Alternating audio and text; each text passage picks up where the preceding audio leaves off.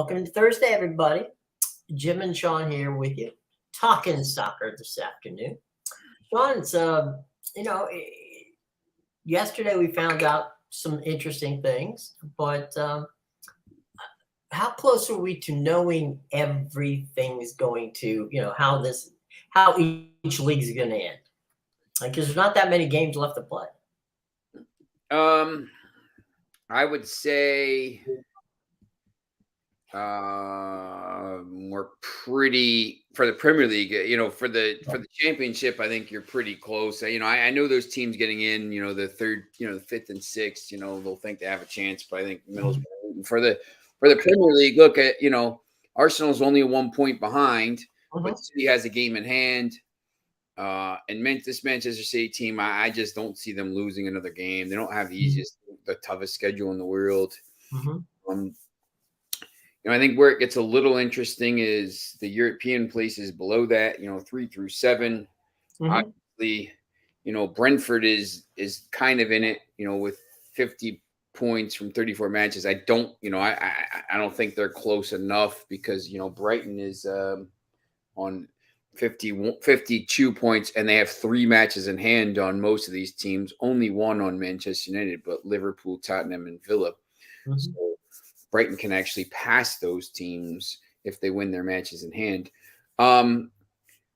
People are talking about Liverpool making a late run. We kind of said this is going to happen. Their schedule is very easy. They haven't made it. They haven't made it easy, but they're on 59 points now. They can get to 71. Newcastle's on 65 points with 5 matches to go, so they can get to 80. To get to 71 with a much better goal difference. Newcastle just needs 2 more wins, so they would win the goal difference point right now. And if they only win 2 games, maybe that goal difference will come down. Manchester United needs 3 wins to get to 72 points, which would mean they're clear of Liverpool. So Liverpool's 5 clear of Tottenham and 5 clear of Villa. So City's going to win the title unless something drastic happens. How about the relegations? Oh, yeah, I think that's getting. Southampton's going to go down. I mean, they're not at this point now. They're not going to be saved. They've had so many chances, and they haven't been able to capitalize. So they're going to go down. They're definitely going to go down. Now, the interesting thing comes with, the rest of the teams. I still think West Ham at 34 points probably just needs 1 more game. I don't think, 3 of those teams are going to get to 37 points. There's just no way. Leicester and Leeds are on 30, and so is Nottingham Forest. Everton's on 29. Leeds just fired another manager. They're on their 5th manager of the season. Brought Sam Allardyce in. 1 win, 33 points legitimately could save them. So 1 win from 4, 1 point from 4 could be enough at this point because, you got these teams around them. So I think it'll be Southampton, Everton, and Leeds. I think Leicester's just about going to escape. I'm not super confident in that. They got to go to Fulham, to Liverpool, Newcastle, and West Ham. So, there's a legitimate chance they only pick up. If they win Monday, which the match that was moved for the King's coronation, if they win Monday, then, they're probably safe. But if they don't, they're in real trouble. And, they could go down. But it's going to be – I think Forest will find enough points. I just think it's going to be Leeds, Everton, and Southampton. It wouldn't be the worst thing to see Leicester go down, though. So we actually have a person on Twitter who is a fan of yours. And oh, yeah? Yeah, and of Amadeus. And he's a Liverpool guy. Oh. And, he said that that might be a problem for you, not for him. Anyway, he wants everybody from the show to watch. We like all fans to watch. Everybody. And anyway, he's a big college sports fan, and so he's gonna. He might drop by tomorrow. He has his own Big 12 show. Who's that? He has his own Big 12 show. Oh wow, okay. It's called the Big 12 Mafia. So Yeah, all right. he's a BYU graduate, and just he loves soccer, and he definitely visits our site. If he can't make the live show, he always shows up and watches it later. So we'll ask him. We'll give him an invite tomorrow if he has, if he can make it, because he truly enjoys the work that you and Amadeus do. So that'll be nice. We'll get him in there. All right. And I told him, look, every fan's welcome. We don't discriminate here. So That's right. So there you go. Anyway, what was I going to say? Oh yeah. So you sorted out the issues with regard to the Premier League. Is we got France, we got Italy, we got Spain. Any absolutely positive thing there that might not make it? Let me take a look. Barcelona is going to win that league.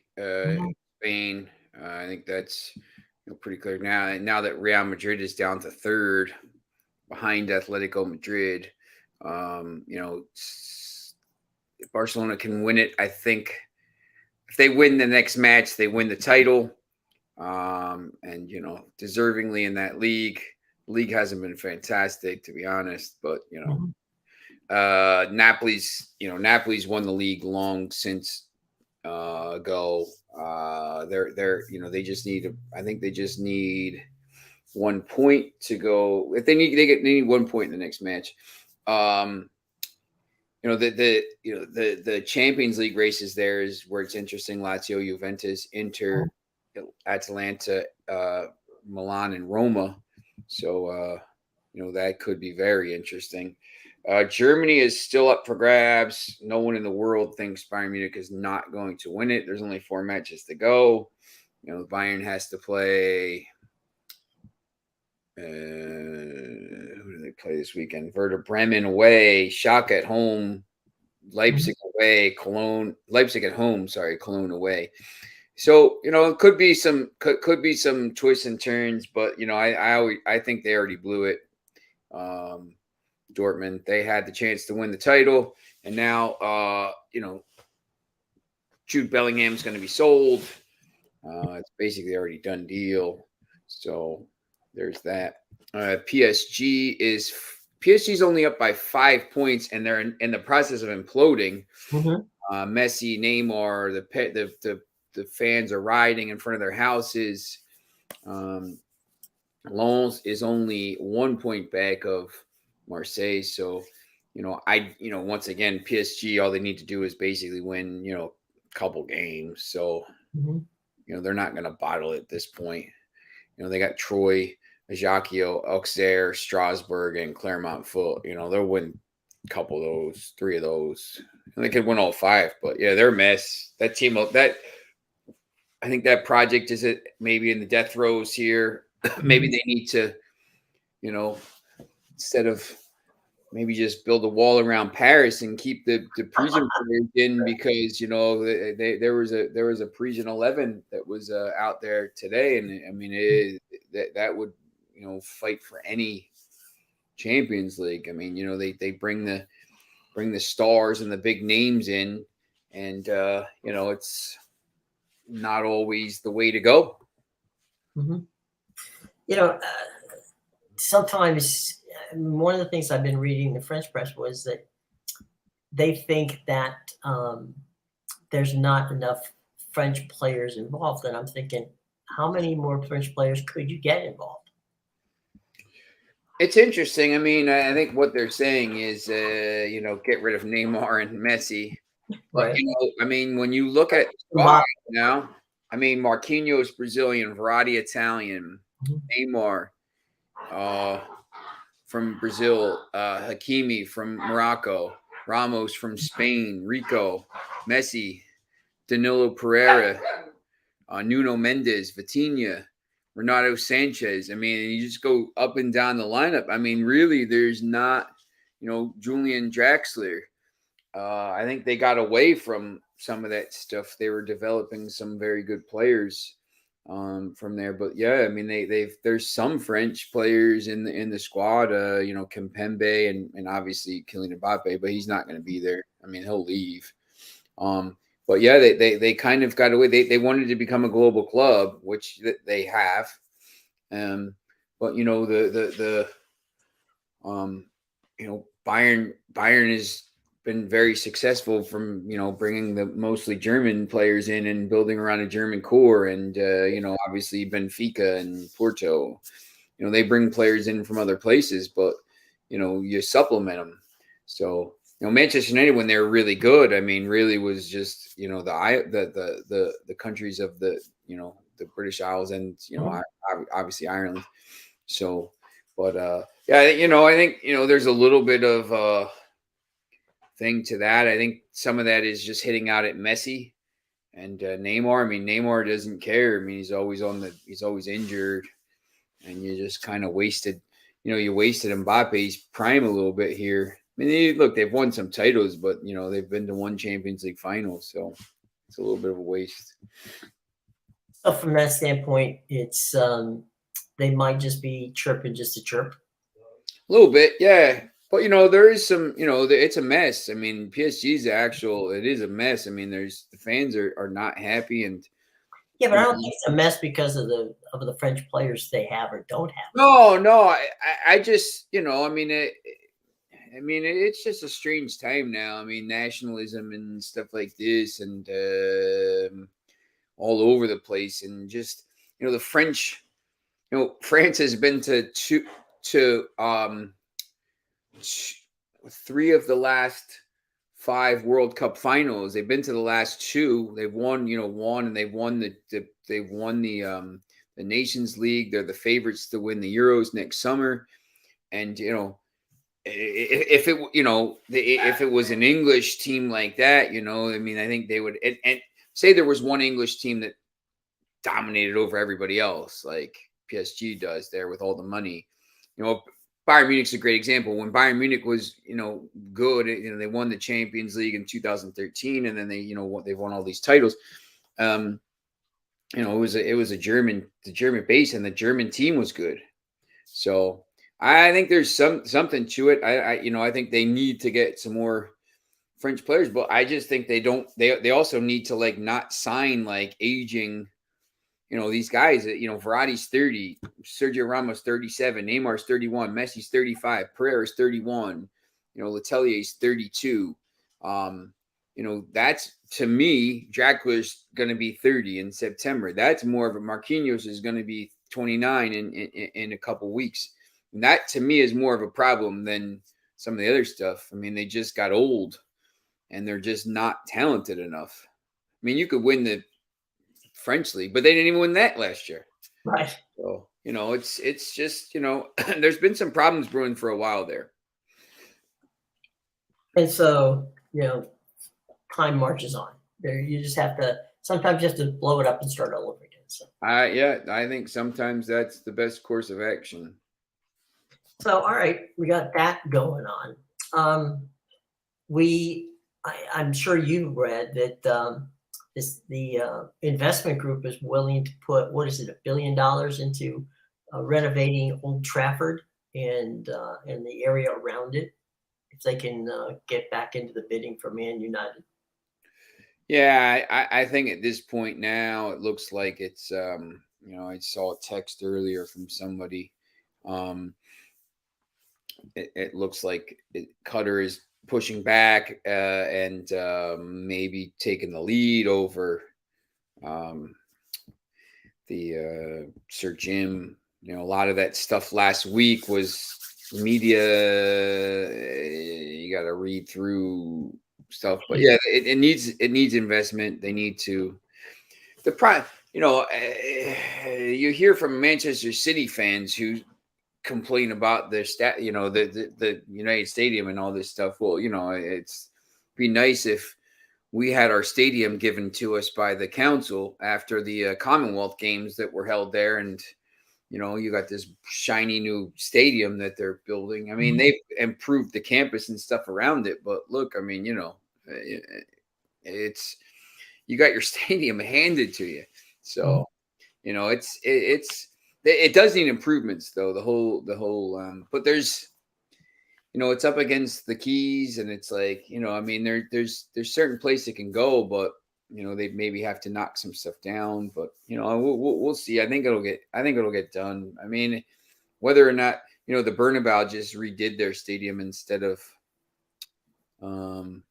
building another one, so now it's going to look unbelievable. So maybe that's the way to go.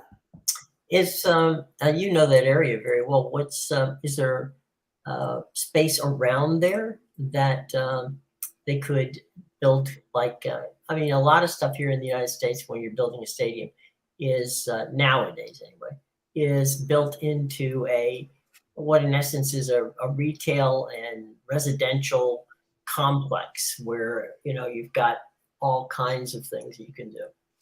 They'd have to just, I mean, what they'd have to do, and I'm not sure it could be done. I mean, if like where the link is when they have all the it's not the same kind of how there's parking lots all around it. It's not the same. There's not as much land available, right. But there is a big there's a big lot there, and there's some space, and there's some warehouses. So like you could do it. You could build it.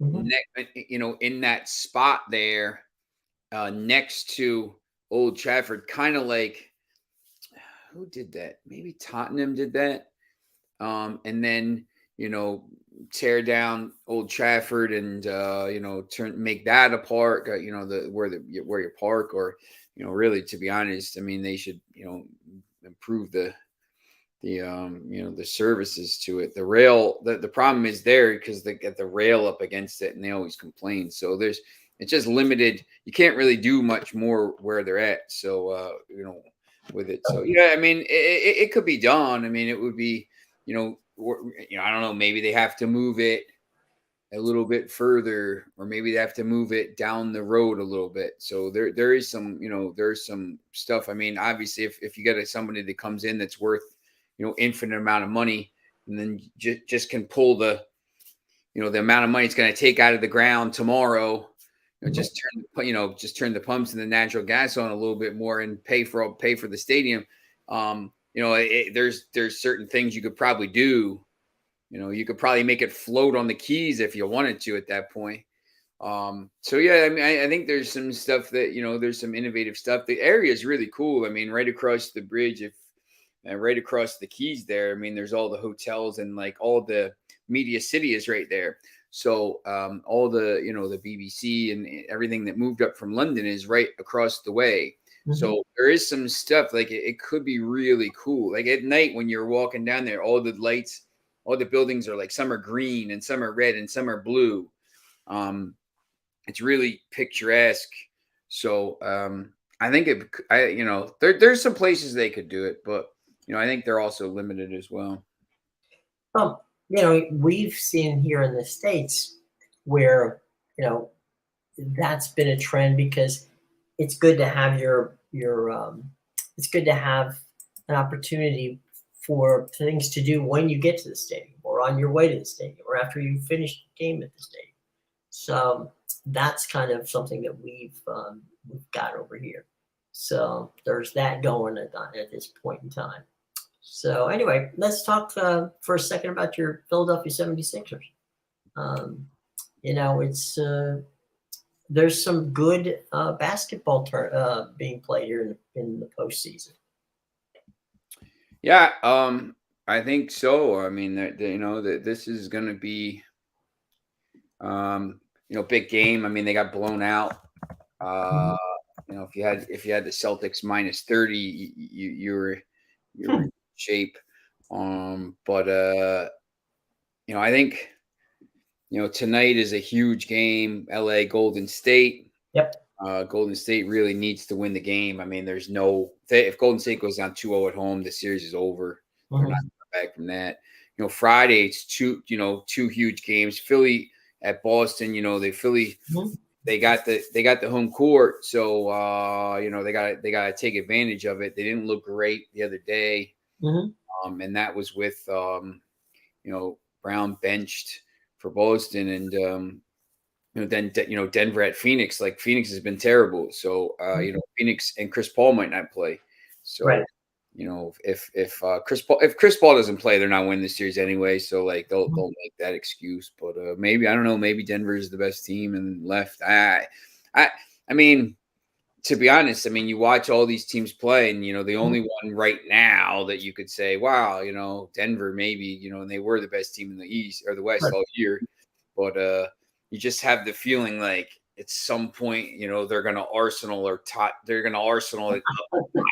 like Crunky's other team. Let's choke it up. Yeah, you always have that in the back of your mind, and until they do it, look, if Denver goes and wins the title this year, you could say, Jokic is, probably, up in the pantheons there because really, I know they gave the MVP to Embiid, but really, Jokic could have won 3 in a row. So it's interesting. I think the Sixers.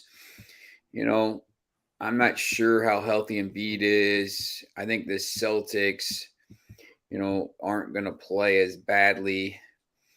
They won by 35. So, right. Did you remember Warner Wolf when Warner was on in New York? And there was Warner used to have one of my favorite bits that Warner used to do was on Saturday. He would go and he'd pick some obscure college game and he'd say like, if you had Slippery Rock at 60 points, you still lost. It'd be like whatever the game was.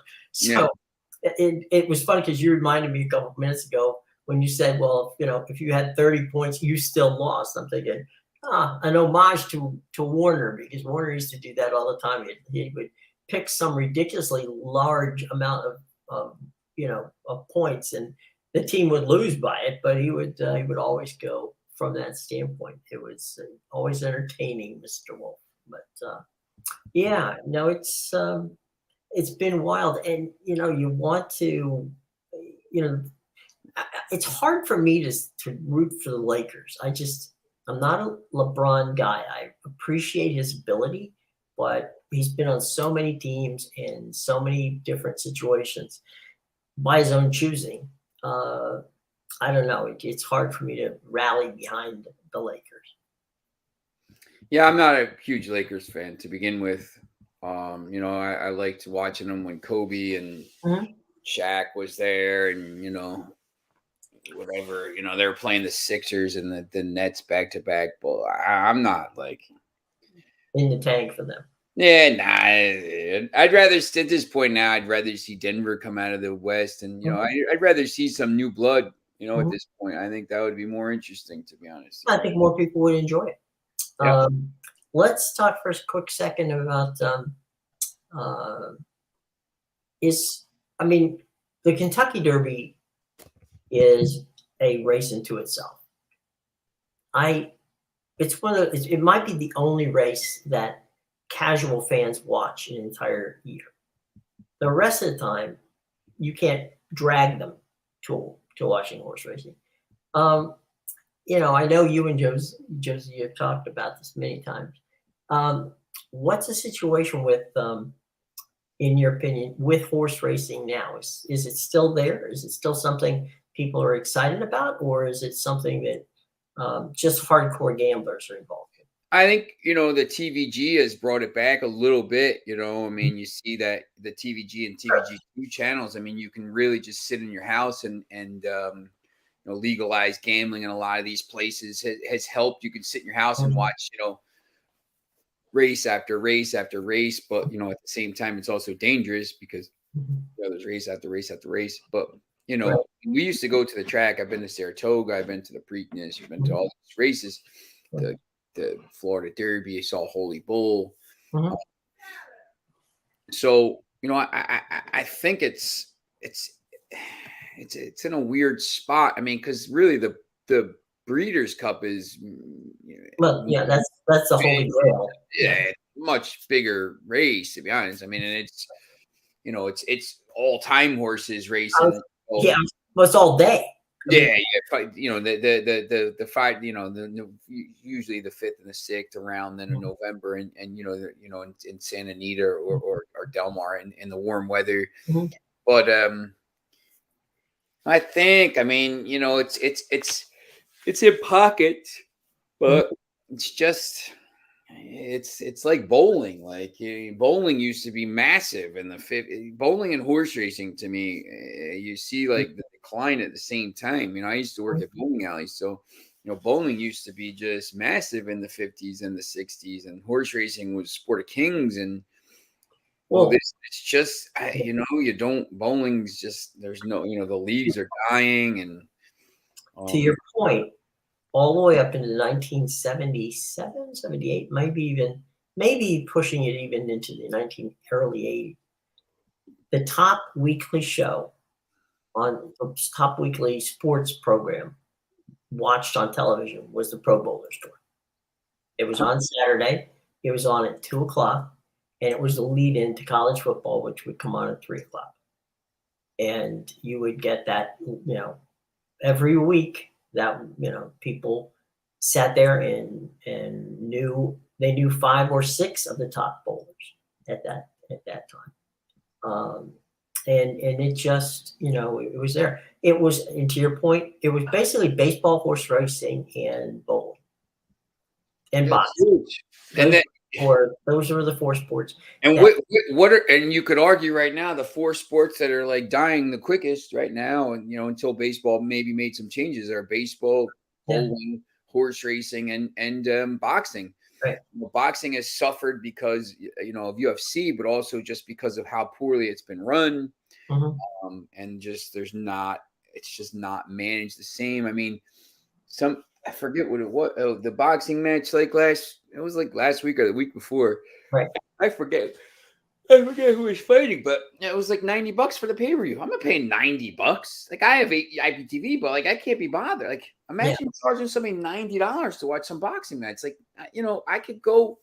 Like I know everything's expensive now, but like I mean, you could legitimately go out for like a decent dinner for 2 and a movie and hang out afterwards and get some drinks and spend the same amount of money. Right. Or less. Yeah, it's And you also don't know, because I used to do fights. Okay, you get to the main event, and a minute and 45 seconds in, boom, the guy's hitting the canvas, and you're going, oh man, we got to fill 2 hours. that's the other problem. I mean, and then the main thing now is the heavyweight division sucks. And these guys, like, they're always dodging each other. Like, look, man, just fight. Like that those Klitschko's for a while were good because they didn't care. They fought everybody and they were very good. But like these guys are like, I see, a lot of the people I follow on Twitter are also boxing fans. In England, it's still pretty big. Horse racing. Oh, excuse me. With those the grass and jumping, the weird. I don't even understand that. But they still kind of watch it, and it's Saturday nights and stuff. But I just, there's 100 other things on now. Look, I mean, I tried to tell these people back on NJ.com 10 years ago that soccer was the future, and they were like, maybe, and then they finally let me do it, and like clear that soccer, is clearly the future here, soccer, and they're trying to make lacrosse big. I know there's that league, but it still hasn't really caught on and stuff. But I know it's growing with the kids. But NFL and soccer's clearly coming up. I think basketball is in a transition period. College now at this point, college basketball and college football at this point. I mean, they just let anybody go anywhere. So I mean, college football is still pretty big, but I think college basketball has been hurt by this transfer stuff because I just don't see the level of. I mean, I know I don't care. I don't know. I mean, it used to be the biggest thing and I know March Madness was.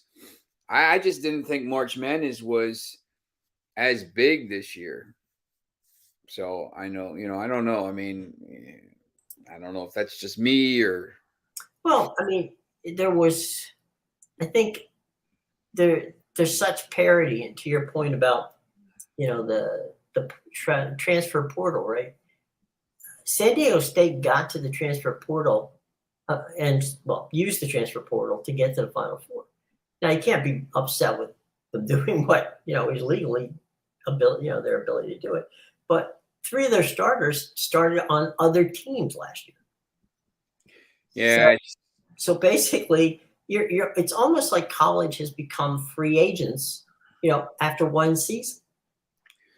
And now the high schools are doing it here in New Jersey. I mean, they're changing the rule. Now you can transfer freely one time. I just the whole sports is like there's a lot of people disillusioned with it because I mean you can just kind of just college you just I don't I'm just gonna leave, and then all of a sudden like it's just these like super teams, and that's not really what college is supposed to be. I mean it's I don't know. I mean, it's a lot of these kids. You hear these great stories. He has panel during the draft. Hey, this kid, got his master's in 4 years and is a nuclear physicist and all this stuff. But like, Mhm.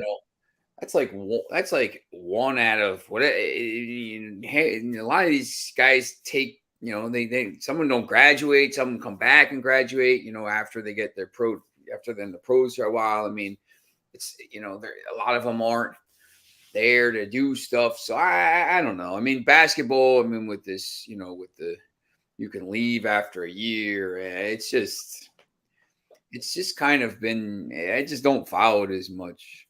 Well, I mean, one of the things that we see often in college football, right, is you'll see the spring game, right? And after the spring game, there'll be like 8 or 9 players on the team go, into the transfer portal, and you're going, what's going on here? I mean, you have a bad game, or you think that the coach doesn't love you anymore, so you're on your way out. I mean, One of them, one of the Texas schools, I forget. I don't know if the running back had like 180 yards and 3 touchdowns, and then like the next day is like I'm bouncing. So, so he had a good game, and right. someone was like, "Listen, we want you, and we'll give you this amount of money." And he was like, "Okay." I mean, it's crazy. There you It's, go. yeah, there's oh god, what's it? Stovis, the kid from he started at USC, okay? Then that didn't work. And then he went to um Yanked, you know, I'm not quite sure what Ethan means. Ethan, excuse me if I'm Ethan, yeah, that's just that's the cheer. We're playing it. Manchester United is playing in 20 minutes. So oh, okay. That's what it is. Okay. yeah. So anyway, then he transferred to Pitt because Caleb Williams was going to SC. Mm-hmm. He played decently at Pitt, but now he's back in the portal and he's going somewhere else. That's Yeah, it's just I can't be. for years. Yeah. Nah, it's to be honest, it's like too much. I mean, it's just I don't know. It's just not the way it's supposed to be. I mean, I know that things change, but I mean, some sports have done. That's why I do say like baseball. I applaud what they're doing. Like some of the people, some of the old school people are like, you're messing with the game. You have to. You can't have 4-hour games. Like the people, the correlation, and I think you'll probably understand this. I don't know if other people will, but like when I'm out, and people are like, man, I used to love reading your stuff in the Trenton Times every morning with my coffee and stuff. And, now it's all online. I'm like, yeah, I know, but like, there's like a million more stories online. Mhm. Yeah, but like, I don't have my paper. And I'm like, yeah, I know, but like, and they're like, yeah, and it costs like, $100 a year. And I'm Mhm. like, that's like and I'm trying to figure it out. I'm like, it's like $12 a month. I'm like, what did you pay for the newspaper? And they're like, I don't know, 20. And I'm like, so you're paying less and you're getting More. times more stories.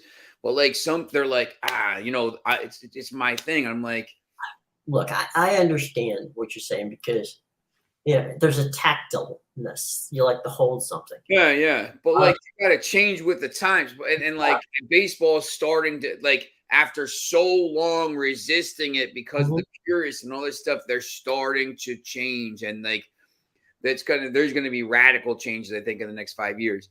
But like you can't, like the world is too, you can't, no one is going to sit at a baseball game for 4 hours and watch. No one's going to watch on TV. No one is going to stream something for 4 hours. I get bored every commercial break. I mean, the reason I like football, soccer so much is because there's no breaks. Like you're sitting there, you're watching the game. It's commercial for 15 minutes. It's back on and then it's over. Right. There's no breaks. You watch the game. There's constant action. Stuff like that. So well, you and I grew up in a time when newspapers were, just a part of life. I mean, you picked up the newspaper on your front lawn or wherever, and you read it. I mean, when I grew up in Florida in the Tampa Bay area, there were 5 newspapers. There is an 8th newspaper today. They print what used to be the St. Pete Times is now called the Tampa Bay Times. They used to, they print that now just twice a week on a Wednesday and a Sunday. Everything else is online. You cannot get a newspaper in the 9th largest market in the country. It doesn't exist anymore. And the other thing that, you try to explain, and I get a newspaper every morning, and, it's the Baltimore Sun.